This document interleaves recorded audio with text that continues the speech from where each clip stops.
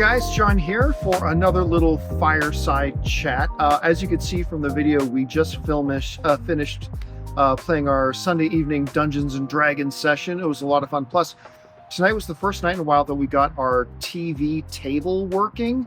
So I want to talk about this tonight. I've been thinking about this ever since I did my Supergirl review. Now, you guys remember I didn't like Supergirl. It's unfortunate. I was super excited about it. I was hoping I would love it. I thought it was going to be really great. But it is what it is. I didn't like the film. Here's the thing that got me.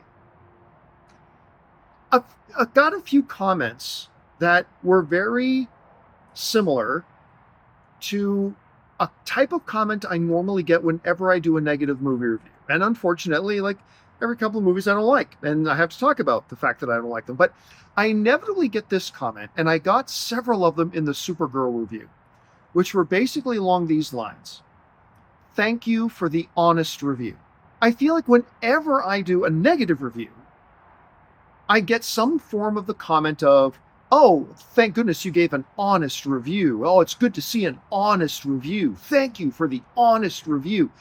But never once when I like a movie, I don't know, I'm trying to think of a recent movie that I really liked. A Toy Story, for example, right? Toy Story 5. I didn't once, I got a lot of people who liked the movie too, but not once did I get somebody say, thank you, John, for the honest review. It only ever comes when I give a negative review. And it made me think of the fact that, somehow, some way, movie fandom has been brainwashed into believing that negativity equals honesty. That negativity equals honesty. That if you hate on something, you're honest. If you don't like something, you're honest. Which, of course, the implication of that is if you don't hate something or if you like something, you are less than honest. And I find it really ironic that this brainwashing of the masses that has happened, that negativity suddenly means honesty.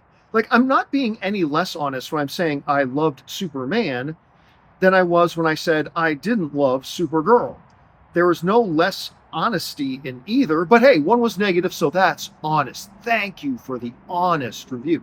And here's why I find that to be ironic. In today's atmosphere, negativity sells. Hate sells. Hate gets clicks. And unfortunately, my own channel is an example of that.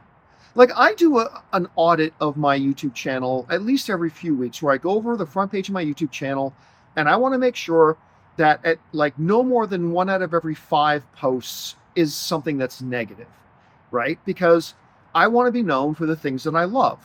I don't want to be known as the guy that hates this or the guy that hates that. I want to be known as the guy who loves movies, right? And so I try to make sure there's never too much negativity on the front page of my YouTube channel. But the reality is, my more negative videos get more clicks. And I hate that. I've talked about it on my show before. And I've actually had a lot of people, consultants in my own management sometimes say, John, you should do more of those angry rant videos because those really get a lot of clicks. And the sad thing is they're not wrong. The angry, upset, and negative videos I do generally get more clicks than the more positive, affirming videos that I do. They just do. Sometimes double or triple the amount of clicks that my more positive ones do. The reality is, if there was ever an motivation to be dishonest, it's by doing hate stuff. I'm leaving money on the table by not doing more negative content. I am literally, in real dollar values, I am leaving cash on the table by not purposefully, dishonestly doing more angry, hate, negative content. Because more angry, hateful, and negative the content, the more clicks you get.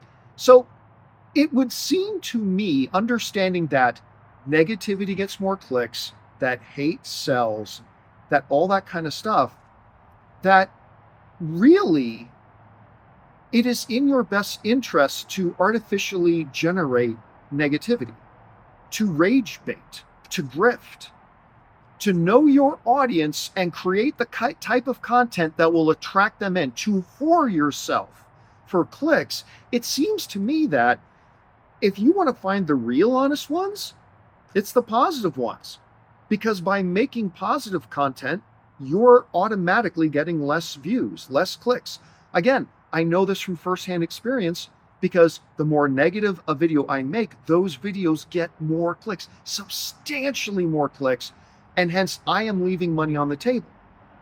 But that's the cost of being honest. Listen, I'm not going to tell you I like Supergirl when I don't. I didn't like Supergirl, no matter how much I wanted it, no matter how much I'm cheering for James Gunn.